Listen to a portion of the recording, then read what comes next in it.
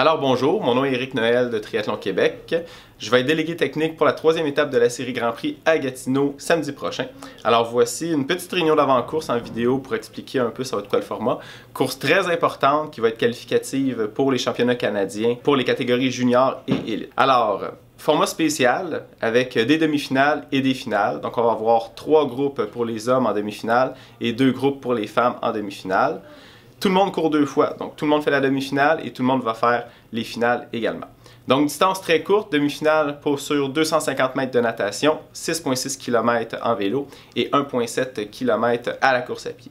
Alors très important au niveau de la natation, on nage en sens anti-horaire, donc on garde toutes les bouées à notre épaule gauche.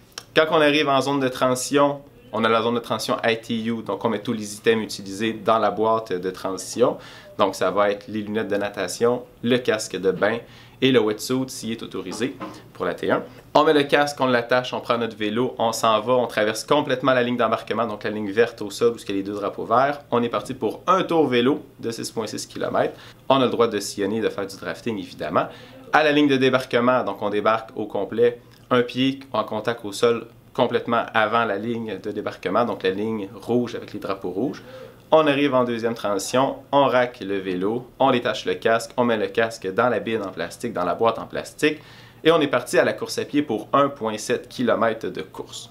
Très important de vérifier la tente de pénalité, donc c'est la tente jaune qu'on a à Triathlon Québec qui va être près de la ligne d'arrivée à la fin de votre parcours de course à pied. Si votre numéro de dossard est sur le tableau, vous devez arrêter, sinon vous êtes disqualifié. Donc, ça sera 1 seconde de pénalité, soit pour item en dehors de la boîte en zone de transition ou pour les lignes d'embarquement-débarquement. Grosso modo, ça peut être ça les pénalités. Il peut y en avoir d'autres aussi, mais c'est ce que je vous dis pour l'instant. Alors, si vous avez des questions, vous allez pouvoir aller voir les officiels si vous avez une pénalité. Donc, très important d'arrêter, aller voir les officiels après pour savoir c'était quoi votre pénalité.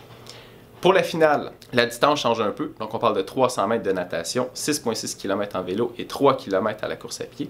Donc, pour la course à pied, c'est 2 tours de 1,5 km. Donc, quand vous allez revenir près de la ligne d'arrivée, vous allez repartir pour une deuxième boucle de 1,5 km.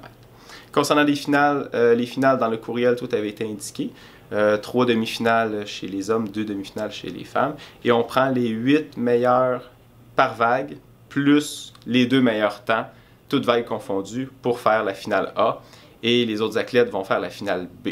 Donc on a 3 demi-finales chez les hommes, 2 finales ensuite. Et chez les femmes, 2 demi-finales et 2 finales A et B ensuite. Alors sur ce, j'espère que vous êtes en grande forme.